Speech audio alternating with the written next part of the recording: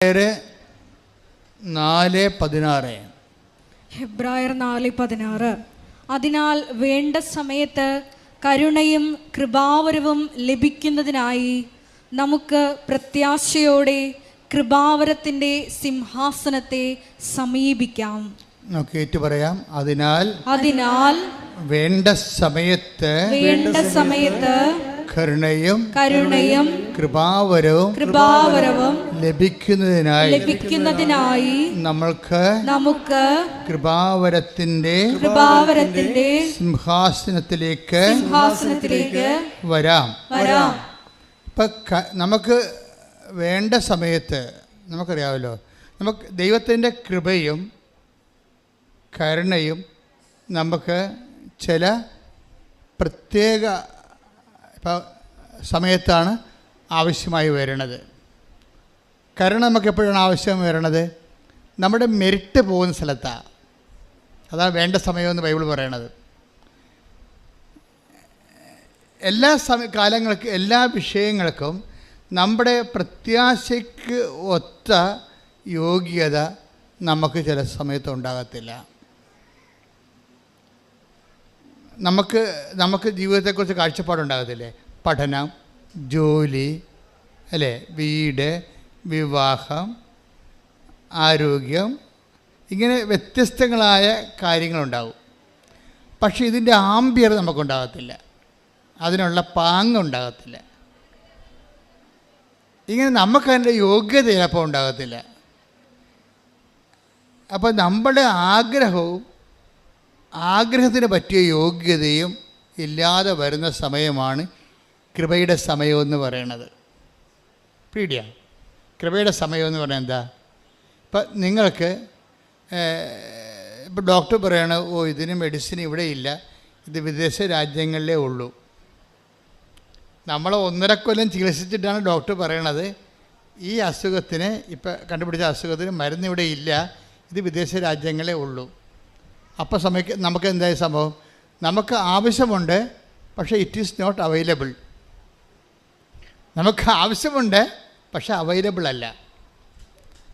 എന്ന് വെച്ചാൽ ഉടമ്പടി ഭാഷ പറഞ്ഞാൽ മെരിറ്റില്ല എന്നതിൻ്റെ അർത്ഥം. ബൈബിൾ ഇതിനെ മെരിറ്റ് എന്നാണ് പറയണത്, യോഗ്യത. നമുക്ക് ആവശ്യമായ നമുക്കുള്ള കപ്പാസിറ്റി അതില്ല. അപ്പോൾ ഇങ്ങനെ വരണ സമയത്ത് പിന്നെ ഓപ്ഷനുണ്ട് ബൈബിളിൽ. എന്താണ്? കരുണ. അതിനെ ബൈബിള് ഏകദാനപ്പെടുത്തിയിരിക്കുകയാണ്. എന്താണ്? ബൈബിള് കരുണയും കൃപയും ചില സമയത്ത് കരുണയെന്ന് വിളിക്കും, ചില സമയത്ത് കൃപയെന്ന് വിളിക്കും.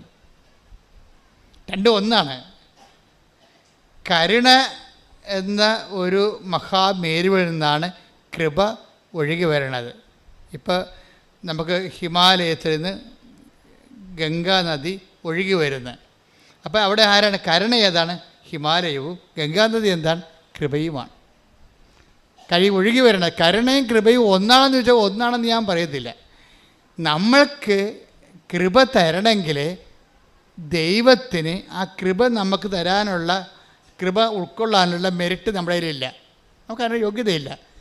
ദൈവത്തിൻ്റെ കൃപ ഉൾക്കൊള്ളാനുള്ള യോഗ്യത നമുക്കില്ല. കാര്യം അത് ഭയങ്കരമായ രീതി വില കൊടുത്ത് ദൈവത്തിന് ക്രിസ്തുവിൻ്റെ പീഡാനുഭവത്തിലൂടെ നേടിയെടുത്തതാണ്. ക്രിസ്തു മനുഷ്യൻ്റെ പാപത്തിന് പരിഹാരം ചെയ്തപ്പോൾ പിതാവിൻ്റെ മനപ്രസാദമാണ് കൃപയായിട്ട് മാറണത്.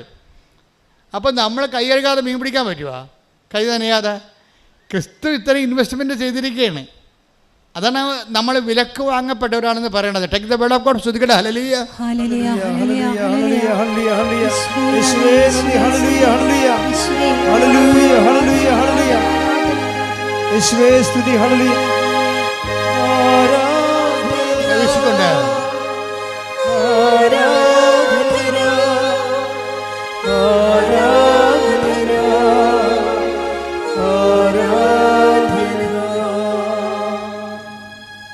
കൊരിന്തോസ് 7:23. 1 കൊരിന്തോസ് 7:23. നിങ്ങൾ വിലയ്ക്ക് വാങ്ങപ്പെട്ടവരാണ്. Price the Lord. ഒന്ന് പറഞ്ഞേ, നിങ്ങൾ വിലയ്ക്ക് വാങ്ങപ്പെട്ടവരാണ്. ആരാ വിലയ്ക്ക് വാങ്ങിയത്? ക്രിസ്തു. അവിടുത്തെ വിശുദ്ധമായ പീഡാനുഭവസഹനത്താലും കുരിശുമരണത്താലും തിരുമരണത്താലും പാപത്തിന് പരിഹാരം ചെയ്തപ്പോഴാണ് നമ്മൾ ക്രിസ്തുവിനാൽ വിലക്ക് വാങ്ങപ്പെട്ടവരായി. ക്രിസ്തു എന്താണ് നേടിയെടുത്തത്? നഷ്ടപ്പെട്ടു പോയ വരപ്രസാദത്തെ നേടിയെടുത്തു. നഷ്ടപ്പെട്ടു പോയ വരപ്രസാദം, ഈ മനുഷ്യരാശിക്ക് പാപത്തിലൂടെ നഷ്ടപ്പെട്ടു പോയ വരപ്രസാദത്തെ സ്വന്തം പീഡാസഹനത്തിലൂടെയും കുരിശുമരണത്തിലൂടെയും പിതാവിനെ പ്രസാദിപ്പിച്ചുകൊണ്ട് ക്രിസ്തു നേടിയെടുത്തപ്പോഴാണ് ക്രിസ്തു ഹെബ്രായർ 4:16 പറയുന്ന കൃപയുടെ സിംഹാസനമായി മാറുന്നത്. പ്രൊട്ടസ്റ്റൻ്റ് ബൈബിളിലെല്ലാം കൃപാസനം തന്നെ കിടക്കുന്നത്. കാത്തലിക് ബൈബിളിലാണ് കൃപയുടെ ഇരിപ്പിടമെന്ന് പറയണത്. അത് കൃപാസനമാണ്. ക്രിസ്തു തന്നെയാണ്. കൃപാസനം എന്ന് പറയുന്നത് എന്താണ്? ക്രിസ്തു തന്നെയാണ്. അതായത് take the word of God, ഹെബ്രായർ 4:16. അതിനാൽ വേണ്ട സമയത്ത് കരുണയും കൃപാവരവും ലഭിക്കുന്നതിനായി നമുക്ക് പ്രത്യാശയോടെ കൃപാവരത്തിന്റെ സിംഹാസനത്തെ സമീപിക്കാം. അപ്പൊ കൃപാവരത്തിന്റെ സിംഹാസനമാകുന്ന ക്രിസ്തുവിനെയാണ് സമീപിക്കേണ്ടത്. എപ്പോഴാണ്? വേണ്ട സമയത്ത്. അതേതാണ്? നമ്മൾക്ക് മെറിറ്റ് നഷ്ടപ്പെടുമ്പോൾ, നിത്യരക്ഷക്കായാലും അനുദിന ജീവിതത്തിനായാലും നമുക്ക് അതിൻ്റെ യോഗ്യതയില്ലാത്ത സമയത്ത് നമുക്ക് വരാൻ പറ്റിയ ഒരിടമെന്താണ്? ക്രിസ്തുവാണ്. അപ്പോഴേ കൃപാവരത്തിൻ്റെ സിംഹാസനത്തെ സമീപിക്കാം, അല്ലെങ്കിൽ കൃപാവരത്തിൻ്റെ സിംഹാസനമായ ക്രിസ്തുവിലേക്ക് വരാം എന്ന് വെച്ചാൽ ഓക്കെയാണ്. പക്ഷേ അവിടെ ഓക്കെ ആകാത്തൊരു വിഷയമുണ്ട്. എന്താ കാര്യം? നമുക്കൊരു പരിചയമില്ല. നമുക്കൊരു പരിചയമില്ലാത്ത ആൾക്കാർക്ക് ഇപ്പോൾ ഓഫീസിലായാലും ശരി ഓടിക്കയറാൻ പറ്റുമോ? പറ്റത്തില്ല. നമുക്കൊരു പരിചയമില്ല, അടുപ്പമില്ല, നമ്മൾ കണ്ടിട്ടുമില്ല, കേട്ടിട്ടുമില്ല. നമ്മൾ ആ വിഷയത്തിലേക്ക് ആ വ്യക്തിനെ സമീപിക്കണ മുമ്പ് അയാൾ ചോദിക്കും, നിങ്ങൾ ആരാണെന്ന് ചോദിക്കും. ആ ചോദ്യം അവിടെ ഉണ്ട്. നിങ്ങൾക്ക് പരിചയമില്ലാത്ത വ്യക്തി കമ്പനിയിലാകാം, ഓഫീസിലാകാം, നിങ്ങൾ കയറി ചെല്ലുമ്പോൾ ആദ്യം ചോദിക്കണ ആരാണ്? നിങ്ങളെന്താ ചോദിക്കണേ? നിങ്ങൾ ആരാണെന്ന് ചോദിക്കും. ആ ചോദ്യം ഉണ്ട് അവിടെ. നിങ്ങൾ ആരാണെന്ന് ചോദിക്കുമ്പോൾ നിങ്ങളെ ഇൻട്രൊഡ്യൂസ് ചെയ്യാൻ ഒരാൾ വരണം നിങ്ങളുടെ കൂടെ. ഇന്ന ആളാണെന്ന് പറയണം. ഇവിടെയാണ് മരിയ സ്പേസ് എന്ന്. ഉടമ്പടിയുടെ മരിയ സ്പേസ് അതാണ്. നിങ്ങളെ ഇൻട്രൊഡ്യൂസ് ചെയ്യാൻ ഒരാൾ. കൃപാവരത്തിൻ്റെ സിംഹാസനത്തിലേക്കാണ് നിങ്ങൾ വരേണ്ടത്. പക്ഷെ നിങ്ങളെ ഒരു പരിചയമില്ലെങ്കിൽ നിങ്ങൾ ആരാണെന്ന് ഉടനെ ചോദിക്കും. അപ്പോൾ നിങ്ങൾ ഇന്നയാളാണെന്ന് പറയണം, പരിചയപ്പെടുത്തണം. അപ്പോസ്തലന്മാർ ക്രിസ്തുവിൻ്റെ അടുത്ത് വരുമ്പോൾ പരിചയപ്പെടുത്തണമുണ്ട്. എന്താണ്? ഇയാൾ ഒരു യഹൂദ പ്രമാണിയാണ്. ഇയാൾ നമ്മുടെ ജനങ്ങളെ ശതാധിപനോട് പറയുന്ന take the word of God. ശ്രുതികട ഹല്ലേലൂയ ഹല്ലേലൂയ ഹല്ലേലൂയ ഹല്ലേലൂയ. യേശുവേ നന്ദി. ഹല്ലേലൂയ ഹല്ലേലൂയ ഹല്ലേലൂയ ഹല്ലേലൂയ ഹല്ലേലൂയ. യേശുവേ സ്തുതി സ്തുതി. ഹല്ലേലൂയ ഹല്ലേലൂയ.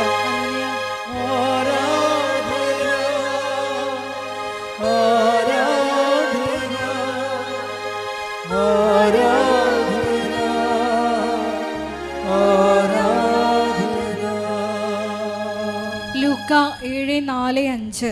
ലൂക്ക 7:4-5. അവർ യേശുവിന്റെ അടുത്ത് വന്ന് കേണപേക്ഷിച്ചു പറഞ്ഞു. അവർ യേശുവിന്റെ അടുത്ത് വന്ന് കേണപേക്ഷിച്ചു പറഞ്ഞു. യേശു ഒരു ജൂസ് ട്രൈബിലുള്ള ആളാണ്. ഈ വന്നിരിക്കുന്ന കക്ഷികളും അങ്ങേരുടെ തന്നെ രക്തത്തിലുള്ള ആളാണ്. പക്ഷെ അവിടെയും എന്നിട്ടും പോലും എന്ത് ചെയ്യണം? കേണപേക്ഷിക്കേണ്ടി വരുന്നുണ്ട്. യേശുവിൻ്റെ അതേ റാങ്കിലുള്ള, അതേ സമുദായത്തിലും അതേ രക്തത്തിലുമുള്ള ആൾക്കാരാണ് കൂടെ ഉള്ളത്. അയാളാണ് ഈ റോമൻ ശതാബ്ദത്തിന് വേണ്ടി മാധ്യസ്ഥം വഹിക്കാൻ വരുന്നത്. എന്നിട്ട് അവർക്ക് പോലും എന്താ ചെയ്യണത്? കേണപേക്ഷിച്ചുകൊണ്ട് പറഞ്ഞു. അല്ല, നേരെ നിന്ന് പറയാൻ പറ്റത്തില്ല. മനുഷ്യന് ബേസിക്കായിട്ട് യോഗ്യതയില്ലെന്ന് എൻ്റെ അർത്ഥം. നമുക്ക് മെറിറ്റില്ല. ഈ മെറിറ്റ്, യേശുവിനെ സമീപിക്കാനുള്ള ഈ മെറിറ്റ് കുറവാണ് പലപ്പോഴും എന്ത് പറ്റണത്? ഒരു മരിയൻ സാന്നിധ്യത്തിൻ്റെ സ്പേസ്. കാര്യം നമ്മളെ യേശുവിനെ പരിചയമില്ലെങ്കിലും യേശു കുരിശിൽ വെച്ച് നമ്മളെ അമ്മയ്ക്ക് മക്കളാക്കിയിട്ടുണ്ട്. This is our right. ഇതിൻ്റെ ലോജിക്ക് ഇതാണ്. Take the word of God. ഇതാ നിന്റെ അമ്മ. ശ്രദ്ധിക്കട്ടെ. ഹല്ലേലൂയ, ഹല്ലേലൂയ, ഹല്ലേലൂയ, ഹല്ലേലൂയ, ഹല്ലേലൂയ. യേശുവേ നന്ദി. ഹല്ലേലൂയ, ഹല്ലേലൂയ, ഹല്ലേലൂയ. യേശുവേ ആരാധന. യോഹന്നാൻ 19:26-27. യോഹന്നാൻ 19:26-27.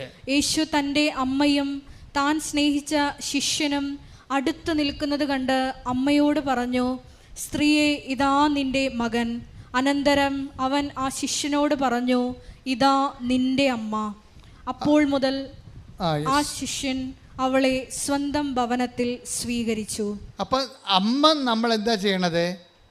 അമ്മയെ സ്വന്തം ഭവനത്തിൽ സ്വീകരിക്കാൻ ഈശോ നിർദ്ദേശിച്ച പ്രകാരം വിശ്വാസികൾ അമ്മ മാതാവിനെ സ്വന്തം അമ്മയായിട്ട് നമ്മൾ സ്വീകരിക്കുന്നു.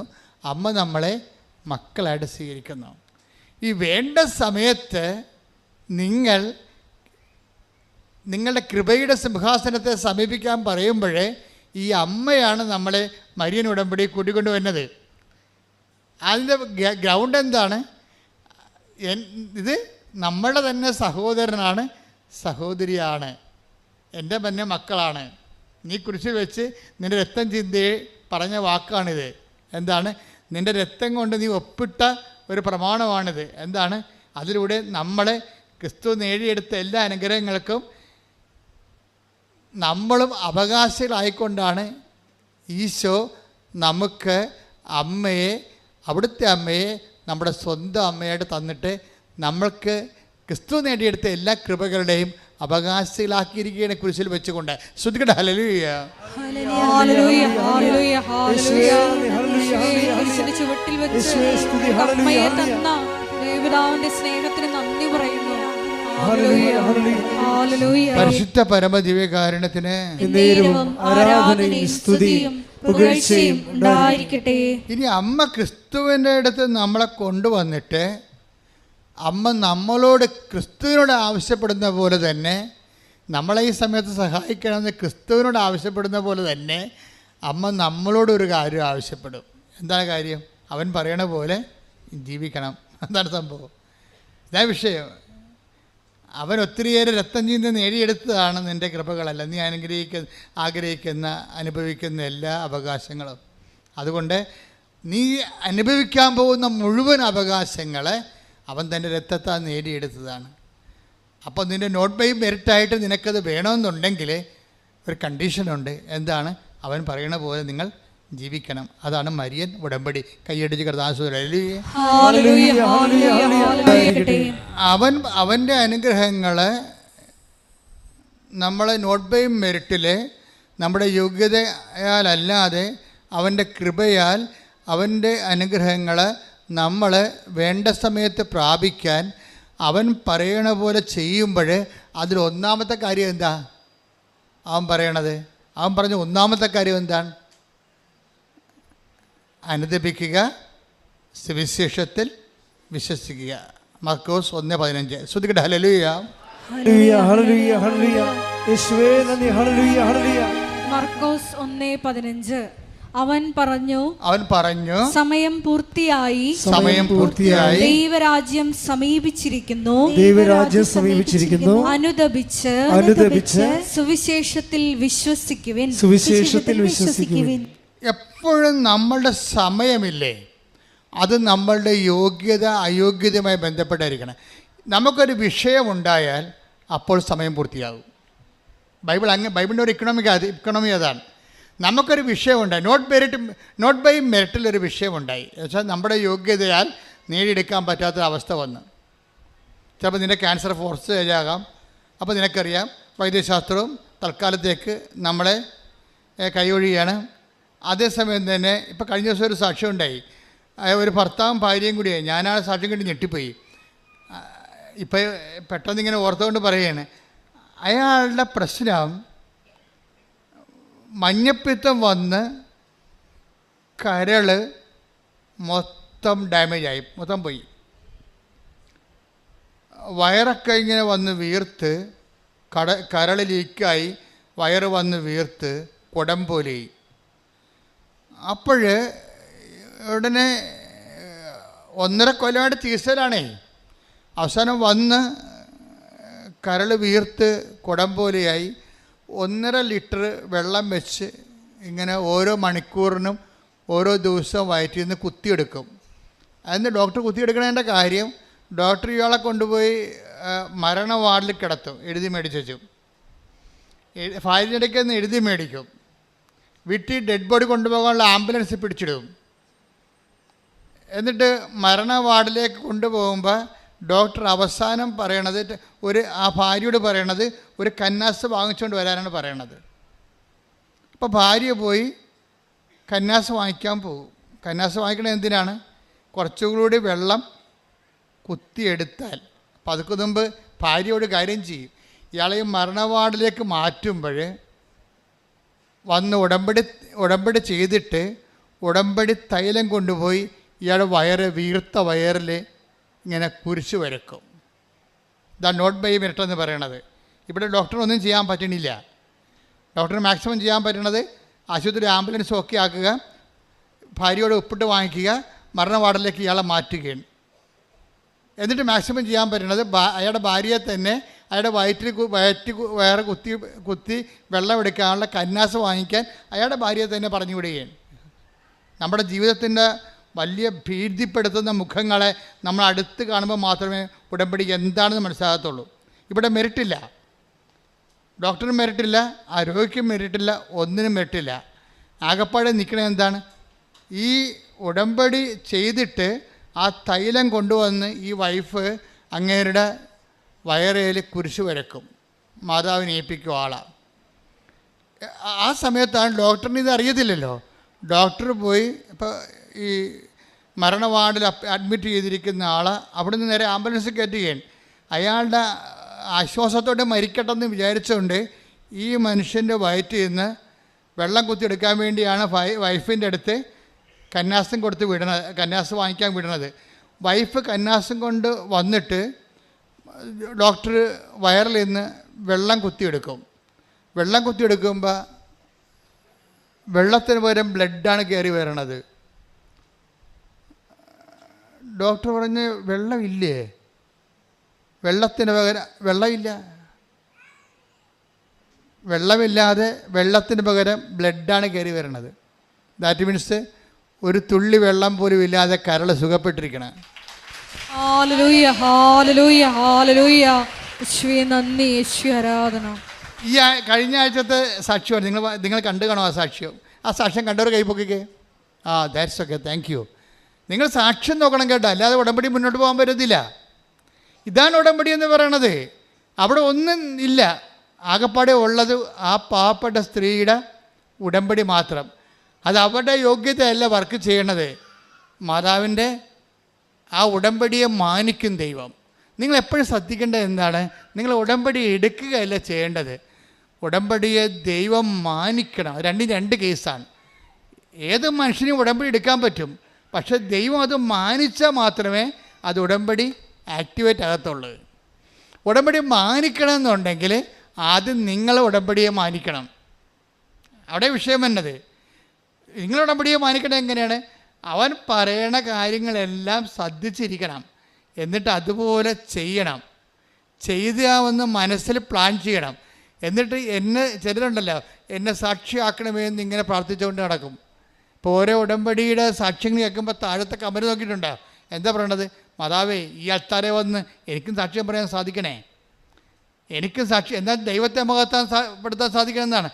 ചില ആൾക്കാരെങ്കിലും അവരുടെ ശവക്കുഴി അവർ തന്നെ തോണ്ടിയിട്ടുണ്ട്.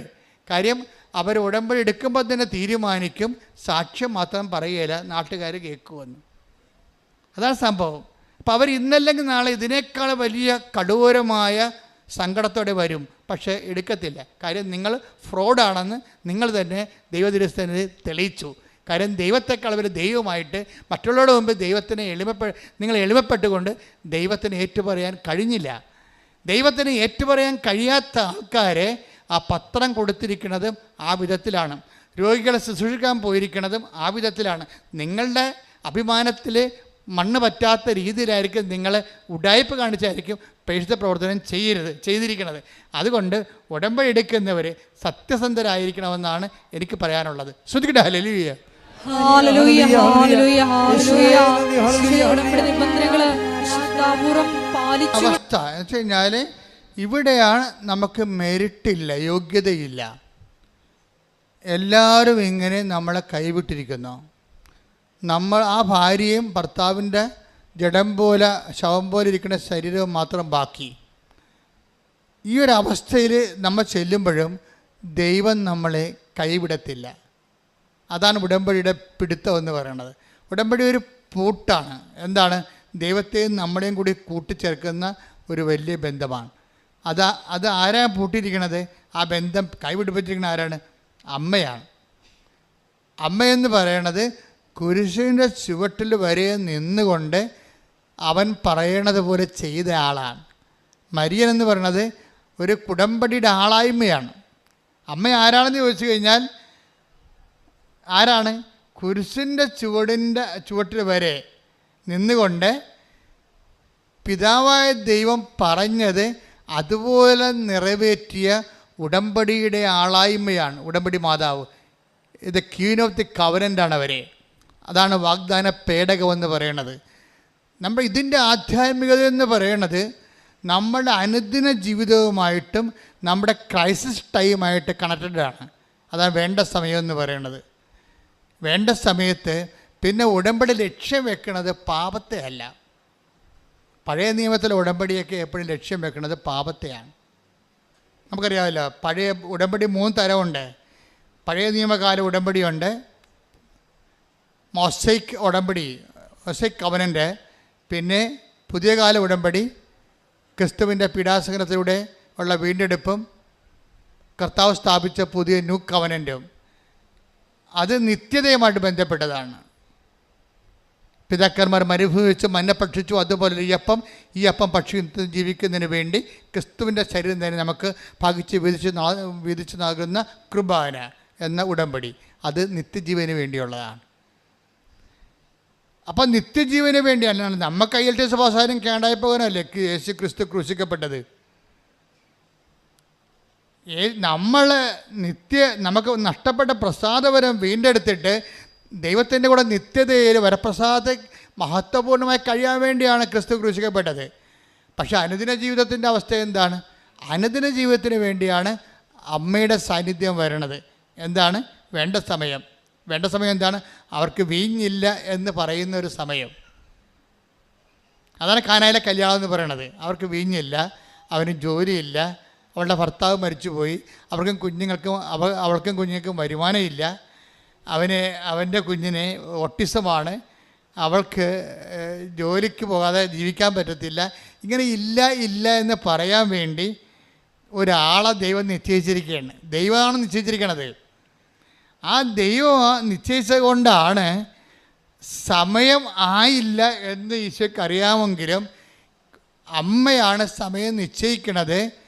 അമ്മ ഒരാളുടെ ആവശ്യം കൊണ്ട് വന്നാൽ അപ്പോഴാണ് സമയമാകണത്. സമയം ഭയങ്കര പ്രധാനപ്പെട്ട കാര്യമാണ്. ബൈബിളിലെ പ്രധാനപ്പെട്ട ഒരു ഏജൻ്റാണ്, ഒരു നോഷനാണ് ടൈം എന്ന് പറയണത്. ഇത് സമയം പൂർത്തിയായി അനുദപിക്കുക, സുവിശേഷത്തിൽ വിശ്വസിക്കുക. അതുതന്നെയാണ് അമ്മയും കൊണ്ട് വരുമ്പോഴും പറയും സമയം ആയിട്ടില്ല എന്ന് പറയണത്. അപ്പോൾ അമ്മ സമയമായതിൻ്റെ സൂചനയായിട്ടാണ് നമ്മുടെ ഇല്ലായ്മ യേശുവിൻ്റെ അടുത്ത് അവതരിപ്പിക്കുന്നത്. അതിൻ്റെ അർത്ഥം എന്താണ്? നമുക്ക് എപ്പോഴാണ് മെരിറ്റ് ലോസ് ചെയ്യണത് അപ്പം നമ്മുടെ കൃപയുടെ സമയമായി. കൈയടിച്ച് സ്തുതിക്കട്ടെ. ഹല്ലേലൂയ, ഹല്ലേലൂയ, ഹല്ലേലൂയ, യേശുവേ നന്ദി. ഹല്ലേലൂയ, ഹല്ലേലൂയ, യേശുവേ നന്ദി. ഹല്ലേലൂയ, ആരാധനയും സ്തുതിയും പുകഴ്ചയും ഉണ്ടായിരിക്കട്ടെ. അപ്പോൾ ഉടമ്പടിയുടെ ഒരു ലക്ഷ്യമെന്ന് പറഞ്ഞത് എന്താണ്? ഉടമ്പടി ഫോക്കസ് എന്താണ്? ടൈമാണ് ഫോക്കസ് ചെയ്യണത്. അതെപ്പോഴും നമ്മൾ ഓർത്തേക്കണം. നമ്മുടെ ഒരു പ്രാർത്ഥനകളും ടൈമിനെ ഫോക്കസ് ചെയ്യുന്നില്ല. പക്ഷെ നമ്മുടെ ജീവിതത്തെ ഉയർത്തുകയും താഴ്ത്തുകയും ചെയ്യുന്ന കണ്ടൻറ്റ് ടൈമാണ്. ടൈമല്ലേ? ശരി, ഇപ്പോൾ ഇന്നലെ എൻ്റെ കയ്യെ പിടിച്ചുകൊണ്ട് കുറേ കുഞ്ഞുങ്ങൾ പറഞ്ഞു, അച്ഛാ ലാസ്റ്റ് ചാൻസ് ആണെന്ന്. അത് ലാസ്റ്റ് എന്ന് പറയുന്നത് എന്താണ്? ഫസ്റ്റും ലാസ്റ്റും ടൈമാണ്. അതാ സംഭവം. ഇത് ലാസ്റ്റ് ചാൻസ് ആണെന്ന് പറഞ്ഞത് എന്താണ്? ടൈമാണ്. അപ്പോൾ ഉടമ്പടിയുടെ പ്രധാനപ്പെട്ട ഫോക്കൽ പോയിൻ്റ് ടൈമാണ്. സുവിശേഷത്തിൻ്റെ ഫോക്കൽ പോയിൻ്റ് ടൈമാണ്. മദറിൻ്റെ ഫോക്കൽ പോയിൻ്റ് ടൈമാണ്. മദർ വന്ന് ഈശോനോട് പറയും, അപ്പോൾ ഈശോ പറയും സമയം ആയില്ല എന്ന് പറയും. ആയില്ല എന്ന് പറഞ്ഞിട്ടും പിന്നെ എന്തുകൊണ്ടാണ് ഈശോ വെള്ളത്തെ വീഞ്ഞാക്കിക്കൊണ്ട് അവരുടെ ആവശ്യം നിറവേറ്റണത്? അപ്പം സമയമാക്കിയത് ആരാണ്? അമ്മയല്ലേ. അപ്പോൾ അമ്മയാണ്. അപ്പോഴേ ഈ സമയത്തിൻ്റെ ദൈവത്തിൻ്റെ പരിഗണനയിരുന്ന സമയത്തെ മനുഷ്യൻ്റെ ആവശ്യങ്ങളിലേക്ക് പിടിച്ചിറക്കി കൊണ്ടുവരികയും സമയത്തിൻ്റെ പൂർണ്ണതയാക്കുകയും ചെയ്യുന്നതിൻ്റെ ഒരു ഏജൻറ് റോളുള്ളത് അമ്മയ്ക്കാണ്. ഇതാണ് ഉടമ്പടിയുടെ ഒരു പ്രധാനപ്പെട്ട റെഫറൻസ്. ഇനി ഈശോ വരുമ്പോഴും എന്താ പറയണത്? സമയം പൂർത്തിയായി, അതുകൊണ്ട് അനുദപിക്കണം. പിന്നെന്ത് ചെയ്യണം? സുവിശേഷത്തിൽ വിശ്വസിക്കണം. എന്ന് വെച്ചാൽ ക്രിസ്തുവിൽ വിശ്വസിക്കണമെന്ന് എൻ്റെ അർത്ഥം. സുവിശേഷത്തിൽ വിശ്വസിക്കുക എന്ന് വെച്ച് കഴിഞ്ഞാൽ ക്രിസ്തുവിൽ വിശ്വസിക്കുക എന്നാണ്. അപ്പം സമയം പൂർത്തിയാകണം എപ്പോഴാണ്? നമ്മളുടെ മെരിറ്റ് അപ്പം ലോസ് ചെയ്യുന്നു, അപ്പം സമയം പൂർത്തിയായി. എന്തിൻ്റെ സമയം പൂർത്തിയായി? കൃപയുടെ സമയം പൂർത്തിയായി. കൃപയുടെ സമയം എന്ന് പറയുന്നത് എന്താണ്? നിനക്ക് ക്രിസ്തുവിനെ സ്വീകരിക്കാനുള്ള സമയം പൂർത്തിയായി. കൈയടിച്ച് കർത്താൻ ഹല്ലേലൂയ. ഹല്ലേലൂയ ഹല്ലേലൂയ ഹല്ലേലൂയ. യേശുവേ നന്ദി, ഹല്ലേലൂയ ആരാധന. ഹല്ലേലൂയ ഹല്ലേലൂയ ഹല്ലേലൂയ. ഹല്ലേലൂയ ഹല്ലേലൂയ ഹല്ലേലൂയ. ഞങ്ങളുടെ ജീവിതത്തിന്റെ കൃപയുടെ സമയം വിവേചിച്ചറിയുവാൻ ഞങ്ങളെ ആരാധനയിലൂടെ അഭിഷേകം ചെയ്യണമേ. Hallelujah hallelujah. അപ്പം കൃപയുടെ പുതിയ നിയമത്തിലേക്ക് വരുമ്പോഴേ കൃപയുടെ സമയമാണ് പൂർത്തിയാകണത്. കൃപയുടെ സമയം പൂർത്തിയാക്കുന്നത് ആരാണ്? അതുകൊണ്ടാണ് നമ്മൾ കൃപ നിറഞ്ഞ മറിയമേ സ്വസ്തി, കർത്താവ് നിന്നോട് കൂടെ എന്ന് പറയുന്നത്. കൃപയുടെ സമയം പൂർത്തിയാക്കുന്നത് ആരാണ്? പരിശുദ്ധ അമ്മയാണ് ആ പൂർത്തിയാക്കുന്നത്. അപ്പം നമ്മളെപ്പോഴും ഫോക്കസ് ചെയ്യേണ്ടത് ഇപ്പം അനുദപിക്കുക, സുവിശേഷത്തിൽ വിശ്വസിക്കുക എന്ന് പറഞ്ഞാൽ ആ വിശ്വാസകാലം എന്ന് പറയുന്നത് അനുതാപത്തിൻ്റെ കാലമല്ല. It is goodbye. മനസ്സിലായില്ലേ? അത് കൃപയുടെ കാലമാണ്. ഇപ്പം യേശു മർക്കോസ് 1:15 എന്താണ്? അനുദപിക്കുക, സുവിശേഷത്തിൽ വിശ്വസിക്കുക. അനുദപിക്കുക, ക്രിസ്തുവിൽ വിശ്വസിക്കുക. ക്രിസ്തുവിൽ വിശ്വസിച്ച് കഴിഞ്ഞാൽ പിന്നെ അനുതാപത്തിൻ്റെ വിഷയമില്ല. പിന്നെ എന്താണ്? പിന്നെ കൃപ. നമ്മൾ പാപത്തെ ഫോക്കസ് ചെയ്യണില്ല. പാപത്തെ വീണ്ടെടുത്ത ക്രിസ്തുവിനെ വിശ്വസിച്ച് കഴിയുമ്പോൾ പിന്നെ നമ്മൾ എന്താ ചെയ്യണം? പാപത്തേക്കാൾ ഉപരി നമ്മൾ എന്തിനെ ഫോക്കസ് ചെയ്യും? കൃപയെ ഫോക്കസ് ചെയ്യും. ഈ കൃപയുടെ സമയത്തിലാണ് നമ്മൾ വിശ്വാസ ജീവിതം നയിക്കണത്. കൈയടിച്ച് കർത്താൻ ഹല്ലേലൂയ. പലപ്പോഴും നമ്മൾ പാപത്തെയാണ്, ക്രിസ്തുവിനെ സ്വീകരിച്ചിട്ടും നമ്മൾ ക്രിസ്തുവിനേക്കാൾ ഉപരി പാപത്തെ ഫോക്കസ് ചെയ്യുന്ന ആധ്യാത്മികതയുണ്ട്. അതും ആധ്യാത്മികത തന്നെയാണ്. പക്ഷേ ക്വാളിറ്റേറ്റീവ്ലി അത് കുറച്ച് ഡിഗ്രി കുറവുള്ളതാണ്. കാര്യം ക്രിസ്തുവിനെ ഫോക്കസ് ചെയ്താൽ പിന്നെ പാപത്തിന് പരിഹാരം ചെയ്തവനെ നമ്മൾ സ്വീകരിച്ചു കഴിഞ്ഞാൽ പിന്നെ നമ്മൾ പാപത്തെ, ലോകത്തെ ജയിച്ചാണ് ജീവിക്കുന്നത്. ലോകത്തെ ജയിച്ച് ജീവിക്കുന്നത് എങ്ങനെയാണ്? പാപത്തിന് പകരം നമ്മൾ കൃപയെ ഫോക്കസ് ചെയ്യും. മനസ്സിലായില്ലേ? ഫോക്കസിങ്ങിൻ്റെ പ്രോബ്ലമാണ് ഇവിടെ. നമ്മൾ പാപത്തെ ഫോക്കസ് ചെയ്യുന്നതിന് പകരം ഉടമ്പടിയിലുള്ളവർ കൃപയെയാണ് ഫോക്കസ് ചെയ്യേണ്ടത്. Take the word of God, റോമ 6:14. പാപം നിങ്ങളുടെ മേൽ ഭരണം നടത്തുകയില്ല, കാരണം നിങ്ങൾ നിയമത്തിന് കീഴിലല്ല, കൃപയ്ക്ക് കീഴിലാണ്. Price the Lord. ഒന്നിന് പറഞ്ഞേ, ഏറ്റു പറഞ്ഞേ. പാപം നിങ്ങളുടെ മേൽ ഭരണം നടത്തുകയില്ല, കാരണം നിങ്ങൾ നിയമത്തിന് കീഴിലല്ല, കൃപയ്ക്ക് കീഴിലാണ്. പഴയ നിയമ ഉടമ്പടിയെല്ലാം നിയമത്തിന് കീഴിലാണ്, കൃപയ്ക്ക് കീഴിലല്ല. പഴയ നിയമ ഉടമ്പടിയുടെ ഒരു പോരായ്മ അതെല്ലാം നിയമത്തിന് കീഴിലാണ്, കൃപയ്ക്ക് കീഴിലല്ല. പുതിയ നിയമ ഉടമ്പടിയിൽ എന്താണ്? കൃപയ്ക്ക് കീഴിലാണ്. എന്താ കാര്യം? ക്രിസ്തു നേടിയെടുത്ത കൃപ ടാപ്പ് ചെയ്യാൻ പറ്റൂ. എങ്ങനെ പറ്റും? അതാണ് നമ്മുടെ ലക്ഷ്യം. എങ്ങനെ പാപം ഒഴിവാക്കി ജീവിക്കാൻ പറ്റുമെന്നല്ല. അതൊരു ഡൗൺ ഡ്രൈവഡായിട്ടുള്ള ഒരു അർത്ഥമാറ്റിക് ആയിട്ടുള്ള ഒരു ആധ്യാത്മികതയാണ്. ഒരു ജിയോമെട്രിക്കൽ ആധ്യാത്മികത വേണം. ക്ഷേത്രഗണിത പ്രകാരമുള്ള ഇപ്പോൾ ഒരു സൈക്കിള് ഒരു വിമാനം. 2 ലക്ഷത്തിലെത്താൻ പറ്റുമായിരിക്കും വേണമെങ്കിൽ.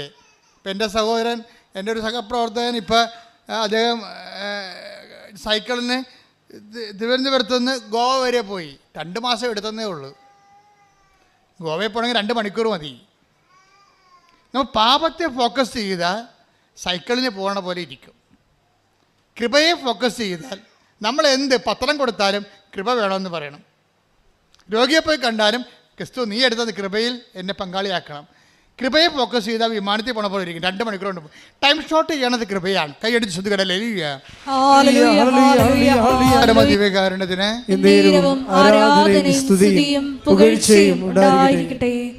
കഴിഞ്ഞ ദിവസങ്ങളിലെ അതാണ് കൃപ വരുമ്പോൾ ഉണ്ടാകുന്ന ഒരു പ്രത്യേകത.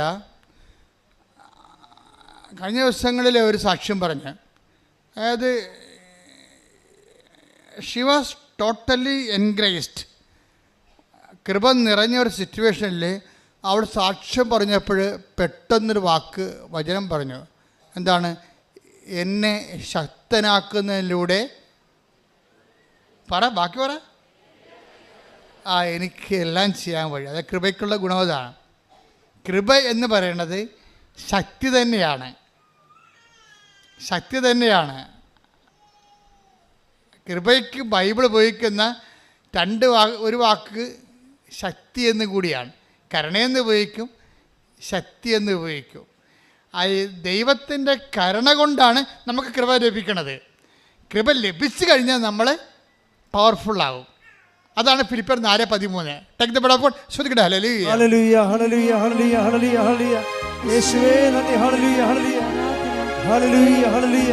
ഫിലിപ്പി 4:13 എന്നെ ശക്തനാക്കുന്നവനിലൂടെ എല്ലാം ചെയ്യാൻ എനിക്ക് സാധിക്കും. Praise the lord. പറഞ്ഞേ. എന്നെ ശക്തനാക്കുന്നവനിലൂടെ എല്ലാം ചെയ്യാൻ എനിക്ക് സാധിക്കും. അപ്പോൾ ഒന്നും ചെയ്യാൻ സാധിക്കാത്ത അവസ്ഥ വരും ജീവിതത്തിലെ. ഭർത്താവ് മരിച്ച്, കുഞ്ഞിന് രോഗമാണ്, നമ്മൾ നിസ്സഹായം നിൽക്കുന്നത്, ഒന്നും ചെയ്യാൻ പറ്റാത്ത അവസ്ഥ. നമുക്ക് സാമ്പത്തിക കടമാണ്, വീട്ടിൽ എപ്പോഴും ഫോൺ എടുക്കാൻ പോലും എനിക്ക് പേടിയാണ്. ഫോണ് കടക്കാരെന്നെ വിളിച്ച് ശല്യപ്പെടുത്തുന്നതാണ്. എനിക്ക് എഴുന്നേൽക്കുമ്പോൾ തന്നെ, കണ്ണ് തുറക്കുമ്പോൾ തന്നെ പേടിയാണ്. ഇന്ന് ആരൊക്കെയാണ് വന്ന് വീട്ടിൽ ശല്യപ്പെടുത്താൻ പോണത്, നാട്ടുകാരുടെ മുമ്പ് അപമാനപ്പെടാൻ പോണത്, എനിക്ക് ജീവിക്കാൻ തന്നെ തോന്നണില്ല. ഇങ്ങനെ ഒന്നും ചെയ്യാൻ പറ്റാത്ത അവസ്ഥ. ഈ ഒന്നും ചെയ്യാൻ പറ്റാത്ത അവസ്ഥയിൽ നിന്നാണ് ബൈബിൾ നിന്നെ എല്ലാം ചെയ്യാൻ പറ്റുന്ന അവസ്ഥയിലേക്ക് മാറ്റുന്നത്. അതാരാണ്? ഫിലിപ്പിയർ 4:13. എന്താണ്? എന്നെ ശക്തനാക്കുന്നതിലൂടെ എനിക്ക് എല്ലാം ചെയ്യാൻ പറ്റും. ഇത് പറഞ്ഞ ആളാരാണെന്ന് അറിയാവോ? ഒരു ദീപ്തിയാണ് പറഞ്ഞിരിക്കുന്നത്, ബാംഗ്ലൂരിൽ നിന്ന്. ഇന്നലത്തെ സാക്ഷിയാണ് ദീപ്തി. ബാംഗ്ലൂരിൻ്റെ ഇന്നലത്തെ സാക്ഷി ഇന്ന് അപ്പ് ചെയ്യുന്നുണ്ടത്.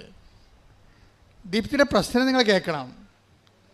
അതായത് ദീപ്തി ഒരു നല്ല ഓഫീസർ, ഗവൺമെൻറ് ഓഫീസറാണ്. എനിക്കുള്ളത് 50,000 രൂപ അല്ലെങ്കിൽ 75 രൂപ എങ്ങനെയൊക്കെ ശമ്പളമുണ്ട് നമ്മുടെ നാട്ടിൽ. അപ്പോൾ ഈ ഗവൺമെൻറ് ഓഫീസറിൻ്റെ പ്രശ്നം എന്താ? അല്ല, ഈ കമ്പനി സ്റ്റാഫിൻ്റെ പ്രശ്നം എന്താ?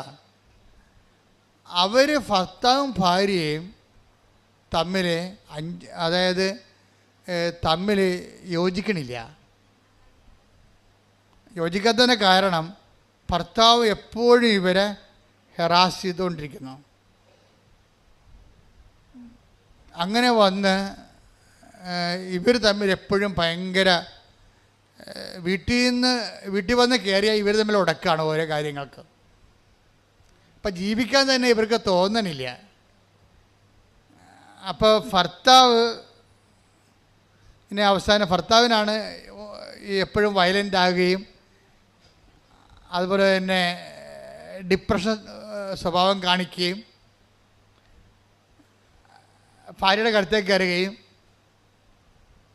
കുടുംബം കുട്ടിച്ചോറാകുകയും ചെയ്യുമ്പോൾ വീട്ടുകാർ കൊണ്ട് ഭർത്താവിനെ സൈക്കാട്രിസ്റ്റിന് കൊണ്ടുപോകും. ഇപ്പോൾ ബാംഗ്ലൂരിലുള്ള നല്ല സൈക്കാട്രിയിൽ കൊണ്ടുപോകും. ഇപ്പോൾ 1 മണിക്കൂറിന് ടോക്ക് കൗൺസിലിംഗ് ആണുള്ളത്. അവിടെ സംസാരിച്ച് ഹീൽ ചെയ്യണതാണ്. 1 മണിക്കൂറിന് അപ്പോയിൻമെൻറ്റ് കിട്ടിക്കഴിഞ്ഞാൽ 2,500 രൂപയാണ്. അപ്പോൾ ഹൈപ്പർ ടെൻഷനുള്ള ഹസ്ബൻഡിനെ തെറാപ്പി ഉൾപ്പെടെ ടോക്ക് ചികിത്സ, സംസാര ചികിത്സയ്ക്ക് കൊണ്ടുപോയിട്ട് അവസാനം ഒരു 2-3 സിറ്റിംഗ് കഴിയും. അങ്ങനെ 7500 രൂപ സൈക്കോളജിക്കൽ കൗൺസിലിങ്ങിന് വേണ്ടി ഭർത്താവിൻ്റെ അസുഖം, മാനസിക അസുഖം മാറാൻ വേണ്ടി, ഡിപ്രഷൻ മാറാൻ വേണ്ടി കൊടുത്തിട്ടുണ്ട്. പക്ഷേ ഞങ്ങൾക്ക് മാറ്റമൊന്നുമില്ല. അവസാനം കൗൺസിലർ പറയും പ്രധാനപ്പെട്ട കാര്യം ഭാര്യയാണ്. ഓക്കെ, കാര്യം നമ്മൾ നോക്കണ്ടല്ലേ. ഈ ഇത്രയും ചികിത്സ കഴിഞ്ഞപ്പോൾ ഒരു സംഭവം കണ്ടുപിടിച്ച് കുടുംബത്തിലുണ്ടാകുന്ന അസമാധാനവും ഇയാളുടെ മാനസിക രോഗത്തിനെല്ലാം കാരണം ആരാണ്? ഭാര്യയാണ്. ഭാര്യ വീട്ടിലില്ലേ, അവർ മിക്കവാറും ഓഫീസിലായിരിക്കും. അപ്പോൾ വീട്ടുകാരെല്ലാം കൂടി ഭാര്യയുടെ കടുത്തേക്ക് കയറി. അത് കഴിഞ്ഞപ്പോൾ ഇവർക്ക് ടെൻഷനായി. ഇവർക്ക് ഉറക്കം പോയി കഴിഞ്ഞാൽ പിന്നെ അറിയാമല്ലോ, എല്ലാം പോവില്ല. ഇവളെയും കൊണ്ട് വേറെ സൈക്കാട്രിസ്റ്റിൻ്റെ അടുത്ത് കാണിച്ച്, ഓരോ മനുഷ്യന്മാർ ഈ കാലത്ത് ജീവിക്കണതാണ്, വിദ്യാഭ്യാസം കൂടി കഴിഞ്ഞാൽ ഉണ്ടാകുന്ന അവസ്ഥയാണ്. ചില ആൾക്കാർക്ക് വിശ്വാസം കൂടും, ചിലർക്ക് വിദ്യാഭ്യാസം കൂടും. വിദ്യാഭ്യാസം കൂടിയവർ ആ മേഖലയിലെ ചിന്തിക്കത്തുള്ളൂ. ഇത് മാനസിക പ്രശ്നമാണ്, അതിന് സൈക്കാട്രിയിലാണ് പോകേണ്ടതെന്ന്. എൻ്റെ ദൈവമേ, സഭയുടെ ഗതികേട് ഇപ്പോൾ ഇത് തന്നെയാണ്. സഭയിലും പ്രശ്നങ്ങൾ വരുമ്പോൾ ഇതുപോലെ സഭയ്ക്ക് അഭിഷേകം കൊടുത്തിട്ടുണ്ട് പട്ടത്തിൻ്റെ. കൗൺസിലിംഗിനാണ് പരിശുദ്ധാത്മാവിൻ്റെ ഏറ്റവും വലിയ സംഭവമാണ് ഉപദേശപരം എന്ന് പറയുന്നത്. അതിന് 2500 രൂപ ആവശ്യമില്ല, ചുമ്മാ കണ്ടാൽ മതി, വിശ്വാസം മാത്രം മതി. സഭയ്ക്ക് ആ സാധനം ചില അച്ഛന്മാർക്ക് നഷ്ടപ്പെടുകയും അവന്മാർ പോയി സൈക്കോളജി കൗൺസിലിംഗ് പഠിക്കുകയും ചെയ്യുമ്പോൾ ജനങ്ങളെ ഇപ്പോൾ ആ രീതിയിലാണ് ഉദ്ധരിക്കാൻ പോണത്. ക്രിസ്തുവിനെ കിട്ടുമോ? അവർക്ക് ഉദ്ധരിക്കാൻ പറ്റുമായിരിക്കും, അവർക്ക് ക്രിസ്തുവിനെ കിട്ടുക. സഭയ്ക്ക് അങ്ങനെ കേവല ഉദ്ധാരണത്തിനൊന്നുമല്ല സഭ ഉണ്ടാക്കിയിരിക്കുന്നത്, ക്രിസ്തുവിനെ കൊടുക്കാനാണ്.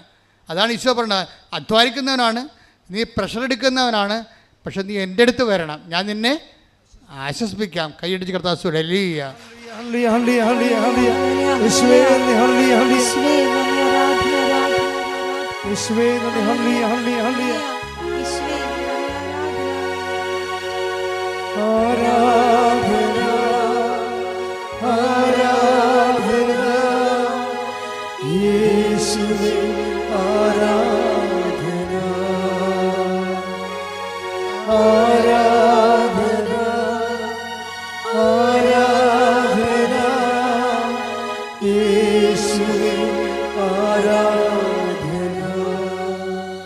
ഇപ്പോൾ എന്നാ പറ്റിയിരിക്കണേ, ഭാര്യയും ഭർത്താവും ഓരോ സൈക്കാട്രിസ്റ്റിൻ്റെ അടുത്ത് ക്ലിനിക്കിൽ പോയിക്കൊണ്ടിരിക്കുകയാണ് കൗൺസിലിങ്ങിന് വേണ്ടി. എന്തിനാണ്? വീട്ടുപ്രശ്നത്തിന് വേണ്ടി. പക്ഷെ അവിടെ ഒന്നും താക്കോല് കിട്ടണില്ല, ഇത് തുറക്കാനുള്ള താക്കോലില്ല. കുറച്ച് കഴിഞ്ഞപ്പോൾ അവർ ബൈ ചാൻസ് ആയിട്ടൊരു ഉടമ്പടി ധ്യാനം കൂടാൻ തയ്യാറായി. ഓൺലൈനിലൊരു ഉടമ്പടി ധ്യാനം കൂടി. അപ്പോൾ അവർ പറയണത്, ഒരു ധ്യാനം കൂടിയപ്പോൾ നിവൃത്തിയിൽ കേടായി വന്നപ്പോഴാണ് ഇങ്ങനെ ഒരു, ഇത് ആരും പറഞ്ഞതല്ല, മൊബൈലേ വന്നപ്പോൾ അവർ കേട്ടതാ. കേട്ട ഉടനെ ഉടമ്പടി ധ്യാനത്തിന് അറിയാമല്ലോ, അതിൻ്റെ ആയിട്ടുള്ള അഭിഷേകം ഉണ്ടാകും എപ്പോഴും. ഈ അഭിഷേകത്തിൽ ഇവർ ട്രാങ്കുലിറ്റി ഫീൽ ചെയ്തു. ഇവർക്ക് ആ സാക്ഷ്യം നിങ്ങൾ ഇന്ന് കേൾക്കണം, ഇന്ന് അപ്പു ചെയ്യുന്നുണ്ട്. അതായത് പെട്ടെന്ന് ഇവർ എത്രയോ ദിവസങ്ങളായി ഹൃദയത്തിൽ ഭാരവും കൊണ്ട് 5-10 ടൺ ഇങ്ങനെ ഹൃദയത്തിൽ ഇരിക്കണം, നെങ്ങുന്ന അവസ്ഥയാണ്. ഉറക്കമില്ലാതെ, സമാധാനം ഇല്ലാതെ, ഭർത്താവും ഭാര്യയും തമ്മിൽ ധാരണയില്ലാതെ, എപ്പോഴും ഒരു വിഷയം. അപ്പോൾ ഉടനെ ഇവരെന്ത്, ഈ ഒറ്റ ധ്യാനം കൊണ്ട് ഇവർക്കൊരു അഭവമായിട്ടുള്ള ഒരു ആശ്വാസം കിട്ടും. അപ്പോൾ ഇവരതിനെ പറയണത് സാന്നിധ്യം എന്നാണ് പറയുന്നത്, സാക്ഷ്യത്തിൽ പറഞ്ഞിരിക്കണത്. എനിക്ക് ദൈവത്തിൻ്റെ ഒരു സാന്നിധ്യം എൻ്റെ മനസ്സിൽ കിട്ടി ആ ധ്യാനം കൂടിയപ്പോൾ. അപ്പോഴാ ധ്യാനത്തിൽ എന്നിട്ട് അപ്പോഴെനിക്ക് മതി, ഇറ്റ്സ് ഓക്കെ, ഇത് മതിയല്ലോ എന്ന് വിചാരിച്ചുകൊണ്ട് ഇവള് ധ്യാനങ്ങളൊക്കെ കൂടി. അപ്പോൾ എൻ്റെ ധ്യാനം കൂടി, വിജയകുമാർ സാറിൻ്റെ ധ്യാനം കൂടി. അങ്ങനെ അവരിതിൻ്റെ അകത്ത്, അപ്പോൾ ഇവള് പറഞ്ഞ്, പക്ഷെ 3 ദിവസം കഴിഞ്ഞപ്പോൾ, അപ്പോൾ ഈ ധ്യാനം കൂടാൻ കാരണം, ധ്യാനം കൂടുന്ന സമയത്ത് ഒരു എടുത്ത് അവർ ഓൺലൈൻ ഉടമ്പടി എടുത്ത് ധ്യാനം കണ്ടപ്പോൾ, ധ്യാനം അവർക്കൊരു ആന്തരികമായൊരു ഫീലിംഗ് കൊടുത്തപ്പോൾ അവരാദ്യം ചെയ്തത് എന്താണ്? ബാംഗ്ലൂരല്ലേ, ഇവിടം വരെ പെട്ടെന്ന് വരാൻ പറ്റത്തില്ലല്ലോ, അതുകൊണ്ട് അവർ ഓൺലൈൻ ഉടമ്പടി എടുത്ത്. ഓൺലൈൻ ഉടമ്പടി എടുത്തപ്പോൾ ഒരു ഫസ്റ്റ് സംഭവം നടന്ന് എന്താണ്? ഒരു പ്രസൻസ് ഫീൽ ചെയ്തു. ആദ്യം ധ്യാനം കൂടിയപ്പോൾ ആശ്വാസമാണ് തോന്നിയത്. അതിൻ്റെ ഒരു പ്രോസസ്സിങ് നോക്കണം, നല്ല രസമാണ്. ധ്യാനം കൂടിയപ്പോൾ അവർക്ക് ആശ്വാസം തോന്നി. പിന്നെ എന്ത് ചെയ്തു? അവരോട് ഓൺലൈൻ ഉടമ്പടി എടുത്തു. ഓൺലൈൻ ഉടമ്പടി എടുത്തപ്പോൾ ഇവർക്കുണ്ടായ മാറ്റം ഒരു പ്രസൻസ് ഫീൽ ചെയ്യാൻ തുടങ്ങി. ആരോ എൻ്റെ ഉള്ളിലുണ്ട് എന്ന് പറയണേ. ഞാൻ സംസാരിക്കുന്നവരൊക്കെ എന്നോട് പറയണേ, നിൻ്റെ ഉള്ളിൽ എന്തോ ദൈവികത ഉണ്ടല്ലോ. അപ്പോൾ അവർക്ക് മനസ്സിലായി എന്തോ എനിക്ക് സംഭവിച്ചിട്ടുണ്ട് ഓൺലൈൻ ഉടമ്പടിയിലൂടെ. അവർ ആ ഹൈലി എഡ്യൂക്കേറ്റഡ് ആയത് കാരണം അതിൻ്റെ കണ്ടീഷൻസ് ആൻഡ് ടേംസ് എല്ലാം കൃത്യമായിട്ട് നോക്കിയാണ് ഫോളോ ചെയ്യണത്. ഫോളോ ചെയ്യണ സമയത്ത് അവൾ ചെയ്ത കാര്യം, ഈ പ്രസൻസ് നിലനിർത്താൻ വേണ്ടി പിന്നെ അടുത്ത നടപടി എന്താണെന്നാണ് ഇവിടെ ചിന്ത. ഓൺലൈൻ ഉടമ്പടിയിൽ പ്രസൻസ് കിട്ടി, സാന്നിധ്യം കിട്ടി ദൈവത്തിൻ്റെ. അപ്പോൾ ഒരു ശക്തിയും കിട്ടുമല്ല, മറ്റത് ആശ്വാസം മാത്രമാണ് കിട്ടിയത്. ഇപ്പം ശക്തിയും കിട്ടി. അപ്പോൾ ഇനി അവളുടെ ലക്ഷ്യമെന്ന് പറയുന്നത് ഇത് നല്ലൊരു പരിപാടി, നല്ലൊരു പാക്കേജാണ്.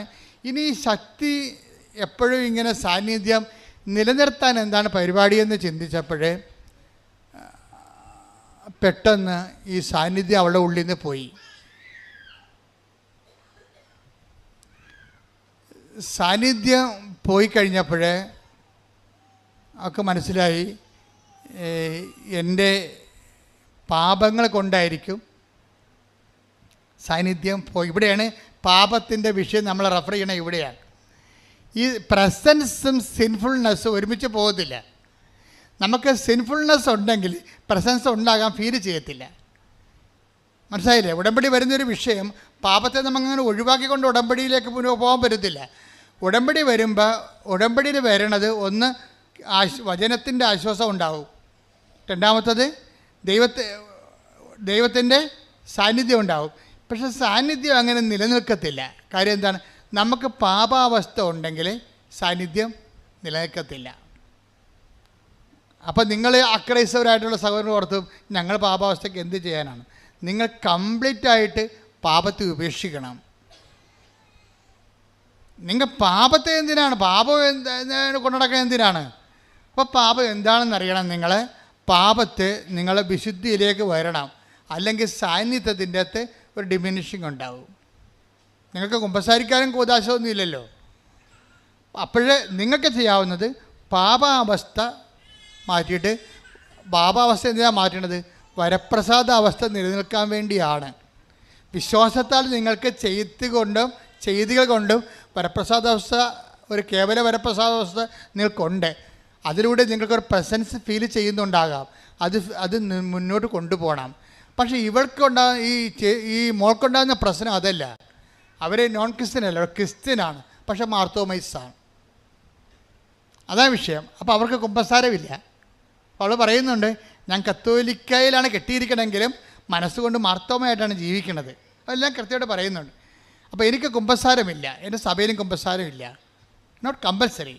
ഇപ്പം ഞാൻ കുമ്പസാരിക്കാറില്ല. അപ്പോൾ പക്ഷേ ഈ എനിക്ക് ഉടമ്പടിയിലൂടെ ഓൺലൈൻ ഉടമ്പടിയിലൂടെ ലഭിച്ച വരപ്രസാദത്തിലൂടെ വന്ന ആ പ്രസൻസില്ലേ, അത് നിലനിർത്താൻ വേണ്ടി ഞാൻ പോയി കുമ്പസാരിച്ച്. കല്യാണത്തിന് കുമ്പസാരിച്ചിട്ട് പിന്നെ ഞാൻ ആദ്യം കുമ്പസാരിക്കുകയാണ്. അപ്പോൾ എനിക്ക് മനസ്സിലായി പാപം നിലനിൽക്കുന്നുണ്ടല്ലോ. കുമ്പസാരിക്കാൻ പോയപ്പോൾ അച്ഛൻ പറഞ്ഞ്, പ്രാർത്ഥനയല്ല, പ്രാർത്ഥനയെന്ന് പറഞ്ഞാൽ ചൊല്ലണ പ്രാർത്ഥനയല്ല, ചെയ്യണ പ്രാർത്ഥനയാണ് പ്രാർത്ഥനയെന്ന് പറഞ്ഞ്. അതവൾ ഓർത്തിരുന്നു. അപ്പോഴവൾ വിചാരിച്ച് ചെല്ലണ പ്രാർത്ഥന, ഇപ്പോൾ എൻ്റെ പിഴ ഞാൻ എൻ്റെ വലിയ പിഴ എന്നൊക്കെ പറഞ്ഞ് മനസ്സാപ്പറണമൊക്കെ നമ്മൾ ചെല്ലിയിട്ട് നമ്മൾ സ്വർഗസ്ഥനായ പിതാവ് എന്ന് പറഞ്ഞ പറയുക എന്നൊക്കെ ചെല്ലിയിട്ട് പ്രായച്ചിത്വം ചെല്ലും. അപ്പം അച്ഛൻ പറഞ്ഞ് അതുകൊണ്ട് ഈ തീ കൊണ്ട് ഈ ചേന വേഗത്തില്ല എന്ന് പറഞ്ഞു. പിന്നെ എന്ത് ചെയ്യണമെന്ന് പറഞ്ഞു. അപ്പോൾ ഇവൾ പുറത്തിറങ്ങിയിട്ട് പറഞ്ഞു, ഞാൻ എന്താ ചെയ്യേണ്ടത്? അപ്പോൾ കുറേ ആൾക്കാർക്ക് പണ്ട് എന്തോ എഡ്യൂക്കേഷൻ സെൻറ്റർ നടത്തിയിരുന്ന ആളാണ്. അപ്പോൾ അവരെല്ലാം പരീക്ഷയ്ക്ക് പൈസ അടച്ചിട്ടുണ്ട്, പഠനത്തിന് പൈസ അടച്ചിട്ടുണ്ട്, പലർക്കും പൈസ തിരിച്ചു കൊടുത്തിട്ടില്ല. ഇവൾക്കിപ്പോൾ നല്ല നിലയാണ്, ശമ്പളമൊക്കെ ആവശ്യത്തിനുണ്ട്, പക്ഷേ പഴയ കടക്കാർക്ക് പൈസ കൊടുത്തിട്ടില്ല. അപ്പോൾ കടങ്ങൾ കിടക്കുന്നിടത്തോളം കാലം, പാപങ്ങൾ കിടക്കുന്നിടത്തോളം കാലം വരപ്രസാദം ഫീൽ ചെയ്യാതെ വരും. ഇത് നിങ്ങൾ ഉടമ്പടിക്കാരെല്ലാവരും കേൾക്കേണ്ട ധ്യാനമാണിത്. ആണായാലും പെണ്ണായാലും ക്രിസ്ത്യാനിയായാലും അക്രൈസ്തവനായാലും ദൈവത്തിൻ്റെ സാന്നിധ്യം സൗജന്യമാണ്. പക്ഷേ നമ്മൾ ഫീൽ ചെയ്യുക എന്നുള്ളത് അനദർ കേസാണ്. നമുക്ക് ഫീൽ ചെയ്യണമെന്നുണ്ടെങ്കിൽ നമ്മൾ ഓക്കെ ആയിരിക്കണം. അപ്പോൾ അതുകൊണ്ട് ഉടമ്പടി ഇരിക്കുന്ന ആൾക്കാർ ഇവിടെയാണ് ശ്രദ്ധിക്കേണ്ടത്. എവിടെയെങ്കിലും നമ്മൾക്ക് അനുതാപത്തിൻ്റെ മേഖലയുണ്ടെങ്കിൽ, ഞങ്ങൾ അക്രൈസ്തവരാണ്, ഞങ്ങൾക്ക് അബോർഷൻ ചെയ്യണതിന് കുഴപ്പമില്ലെന്ന് പറഞ്ഞാൽ ഒറ്റ നടക്ക് പോകത്തില്ല. ദൈവപ്രസാദത്തിന് വേണ്ടി ദൈവം എന്ന് കൽപ്പിച്ചിരിക്കുന്ന പ്രമാണങ്ങൾ ഇവിടെയാണ് ശക്തമാകണത്. എന്താണ്? കൊല്ലരുത്. ക്രിസ്തുവിൻ്റെ വരപ്രസാദം നിങ്ങൾക്ക് വേണമെന്നുണ്ടെങ്കിൽ അവൻ പറയണ പോലെ നിങ്ങൾ ചെയ്യണം. അല്ലാതെ നിങ്ങൾക്ക് തോന്നിയ പോലെ ജീവിച്ചിട്ട് ക്രിസ്തുവിൻ്റെ വരപ്രസാദം നിങ്ങൾ ഉടമ്പടി എടുത്തിട്ടുണ്ടെന്ന് പറഞ്ഞിട്ട് മസിൽ പെരുപ്പിച്ച് നടന്നിട്ട് കഥയില്ല. പ്രാർത്ഥിക്കുക, കർത്താവായ ദൈവമേ, ഉടമ്പടിയിൽ ലഭിക്കുന്ന വരപ്രസാദത്തിന് അന്വേഷണീയമായ വിശുദ്ധ ജീവിതം നയിക്കാൻ ഞങ്ങളെ അഭിഷേകം ചെയ്യണം.